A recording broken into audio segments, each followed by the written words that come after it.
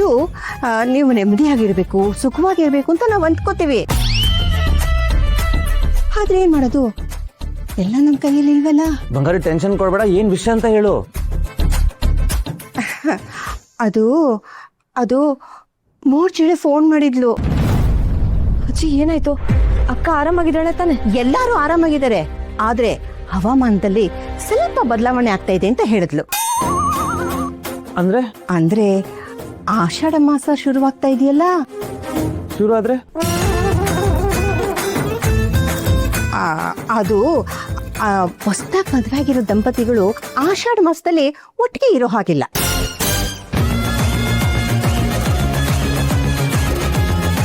ಅದಕ್ಕೆ ನಿಧಿನ ತವ್ರ ಮನೆಗೆ ಕಳ್ಸ್ಕೊಡ್ಬೇಕಾಗತ್ತೆ.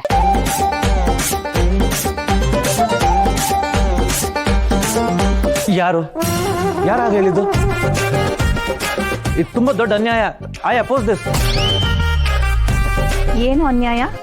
ಇವೆಲ್ಲ ಪಾಲನೆ ಮಾಡ್ಬೇಕಾಗಿರೋಂಥ ಶಾಸ್ತ್ರಗಳು. ಅಯ್ಯೋ ಅಮ್ಮ, ನಿಮ್ಗೇನು ಗೊತ್ತಾಗಲ್ಲ ನೋಡಿ. ನೀವು ಹೇಳಿದೆಲ್ಲ ಕೇಳ್ತೀನಿ, ಇಲ್ಲಿ ತನಕ ಒಂದ್ ವಿಷಯಕ್ಕೂ ಇಲ್ಲ ಅಂದಿಲ್ಲ ತಾನೇ.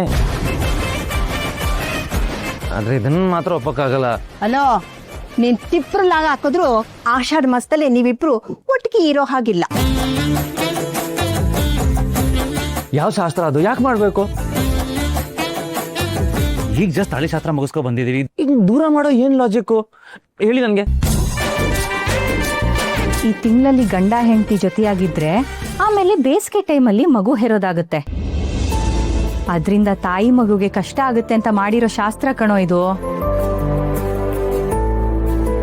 ಕಮಾನ್ ಅಮ್ಮ, ನಾವಿಬ್ರು ಡಾಕ್ಟರ್ಸು. ಈ ತರ ಏನೇ ಸಮಸ್ಯೆ ಆದ್ರೂ ನಾವು ನೋಡ್ಕೋತೀವಿ. ಈಗೆಲ್ಲ ಹೇಳ್ಬೇಡಿ ಪ್ಲೀಸ್. ಅಯ್ಯೋ, ಜಸ್ಟ್ 1 ಮಂತ್ ಡಾರ್ಲಿಂಗ್, ಯಾಕೆ ಈಗ ಆಡ್ತಿದ್ಯಾ? 30 days, 30 ದಿನ, ನಿಂಗೆ ಜಸ್ಟ್ 30 ಡೇಸಾ? ನೋ, ಇದೆಲ್ಲ ಒಪ್ಪಕ್ಕಾಗಲ್ಲ. ನೀವೇರೆ ನೀವು ಇಲ್ಲ ಅಂತ ಹೇಳ್ಬಿಡಿ. ನಿಧಿ, ನಿನ್ ಬಟ್ಟೆ ಎಲ್ಲ ಪ್ಯಾಕ್ ಮಾಡ್ಕೊ, ಇವನ್ ಮಾತು ಕೇಳ್ಬೇಡ.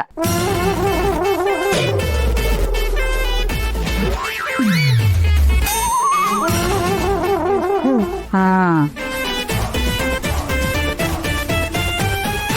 ಆದ್ರೂ ಇವ್ರಿಗೆ ನೋವು ಮಾಡಿ ಹೋಗೋದಕ್ಕೆ ನನಗ್ ಮನ್ಸಾಗ್ತಿಲ್ಲ. ನೋಡಿ, ನಿಮ್ಮಿಬ್ರು ಕಷ್ಟ ಏನು ಅಂತ ನಮ್ಗೆ ಅರ್ಥ ಆಗುತ್ತೆ. ಆದ್ರೆ ಹಿರಿಯರು ಮಾಡಿದಾರಲ್ಲ ಈ ಸಂಪ್ರದಾಯ ಇದೆಲ್ಲ, ಅದನ್ನೆಲ್ಲ ನಾವು ಪಾಲಿಸ್ಬೇಕಾಗತ್ತೆ.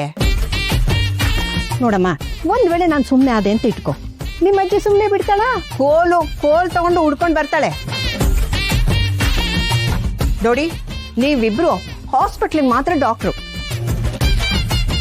ಆದ್ರೆ ನಮ್ಗೆ ನೀವು ಹೊಸದಾಗಿ ಮದುವೆ ಆಗಿರೋ ದಂಪತಿ. ಹಾ, ಜ್ವರ ಬಂದಿದೆ ಅಂತ ಹೇಳಿದ್ರೆ ಬೇಡ, ಟೆಂಪರೇಚರ್ ಚೆಕ್ ಮಾಡಿದ್ರೆ ಗೊತ್ತಾಗ್ಬಿಡುತ್ತಲ್ಲ. ತಲೆನೋವು ಅಂತ ಹೇಳಿದ್ರೆ ಅಷ್ಟೊಂದು ಎಫೆಕ್ಟಿವ್ ಆಗಿರಲ್ಲ. ಐಡಿಯಾ, ತುಂಬಾ ಸುಸ್ತಾಗ್ತಿದೆ, ನಾನ್ ಸ್ಟಾಪ್ ವಾಮಿಟಿಂಗ್ ಸೆನ್ಸೇಷನ್ ಇದೆ ಅಂತ ಬೆಡ್ ಮೇಲೆ ಮಲ್ಕೋಬಿಡಿ. ಹೇಗಿದೆ? Good idea. ಬನ್ನಿ. Very bad idea.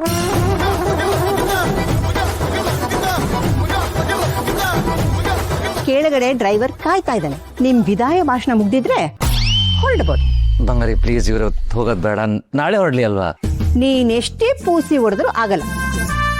ಬೇಗ ಕಳ್ಸಿಕೊಡು, ಬೇಗ ಬಾ.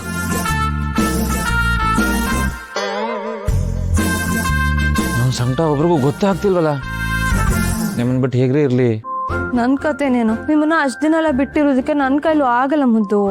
ನೀವು ಹೋಗ್ಬಿಟ್ರೆ ಒಂದೊಂದ್ ದಿನ ಒಂದೊಂದ್ ಶತಮಾನ ತರ ಫೀಲ್ ಆಗುತ್ತೆ. ನಾಳೆ ಬೆಳಗ್ಗೆ ಎದ್ದಾಗ ಪಕ್ಕದಲ್ಲಿ ನಿಮ್ ಮುದ್ದು ಮುಖ ಇರಲ್ಲ ಅಂತ ನೆನೆಸ್ಕೊಂಡ್ರೆ ಎಷ್ಟು ಪೇನ್ ಆಗ್ತಿದೆ ಗೊತ್ತಾ? ನನ್ ಮಡ್ಲಲ್ಲಿ ಮಲ್ಗಿ ಎಷ್ಟು ದಿನ ಆಗಿತ್ತು ಗೊತ್ತಾ? ಸಖತ್ ರಿಲ್ಯಾಕ್ಸ್ ಅನಿಸ್ತಿದೆ. ನಿತ್ಯನೂ ಮನೇಲಿಲ್ಲ, ನೀನು ಇಲ್ಲ. ನನ್ಗೊಬ್ಬಳಿಗೆ ಎಷ್ಟು ಬೇಜಾರಾಗಿತ್ತು ಗೊತ್ತಾ? ಆದ್ರೆ ಇವತ್ತು ನನ್ನ ಮನ್ಸಿಗೆ ತುಂಬಾ ಸಮಾಧಾನ ಅನ್ನಿಸ್ತಾ ಇದೆ. ಏನ್ ಮಾಡೋದು ಪುಟ್ಟ, ಹೆಣ್ಮಕ್ಳ ಬದುಕೆ ಇಷ್ಟ ಅಲ್ವಾ? ಹುಟ್ಟಿದ ಮನೆಗಿಂತ ಗಂಡನ ಮನೆಯವರೇ ಜಾಸ್ತಿ ಆಗ್ಬಿಡ್ತಾರಲ್ಲ. ಶಾಂತಿ ಬೇಬಿ, ನೀನ್ ತುಂಬಾ ಧೈರ್ಯವಂತೆ. ನಿನ್ ಲೈಫಲ್ಲಿ ಎಂತ ಬಿರುಗಾಳಿ ಬಂದ್ರು ನೀನ್ ಒಬ್ಳೆ ಧೈರ್ಯವಾಗಿ ಎದುರಿಸಿದ್ಯಾ. ನಮ್ಮಿಬ್ರಿಗೂ ಯಾವ ಕಷ್ಟನೂ ಗೊತ್ತಾಗ್ದಿರೋ ರೀತಿ ಪ್ರೀತಿಯಿಂದ ಸಾಕಿದ್ಯಾ. You are really super woman Shanti baby. ಹಾಗೇನೂ ಇಲ್ಲ ಕಣೆ. ಯಾರು ಹುಟ್ಟಾನೆ ಧೈರ್ಯವಂತರಾಗಿರಲ್ಲ. ಪರಿಸ್ಥಿತಿ ಧೈರ್ಯನ ಕಲಿಸುತ್ತೆ.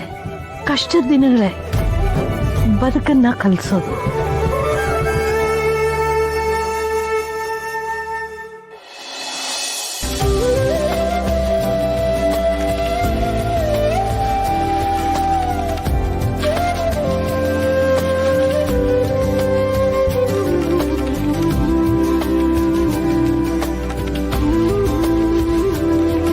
ಅಮ್ಮ, ನಿಮಗೆ ನನ್ನ ಕಂಡ್ರೆ ತುಂಬಾ ಪ್ರೀತಿ ಅಲ್ವಾ? ಇದೇನು ಹೀಗೆ ಕೇಳ್ತೀಯಾ? ಪ್ರೀತಿ ಇದೆಯೋ ಇಲ್ವೋ ಹೇಳು. ನನ್ನ ಪ್ರಾಣಕ್ಕಿಂತ ಹೆಚ್ಚು ಪ್ರೀತಿ ಇದೆ. ಅಂದಮೇಲೆ ನಿಧಿನ ವಾಪಸ್ ಕರ್ಸಕ್ಕೆ ಐಡಿಯಾ ಮಾಡಬಾರ್ದಾ? ಅಯ್ಯೋ, ಮತ್ತೆ ಶುರು ಆಯ್ತಾ ನಿಂದು? ನೀನೀಗ ಇದನ್ನೇ ಯೋಚನೆ ಮಾಡ್ತಾ ಕೂರ್ಬೇಡ. ಊಟ ಮಾಡು. ಆಮೇಲೆ ಇಬ್ರು ರಾತ್ರಿ ಇಡೀ ಜಾಗರಣೆ ಮಾಡಿ ನಿಧಿನ ಹೇಗ್ ಕರ್ಸೋದು ಅಂತ ಪ್ಲಾನ್ ಮಾಡೋಣ. ಪ್ರಾಮಿಸ್? ಪ್ರಾಮಿಸ್. ಕೂತ್ಕೋ. ಪ್ರಾಮಿಸ್. ಊಟ.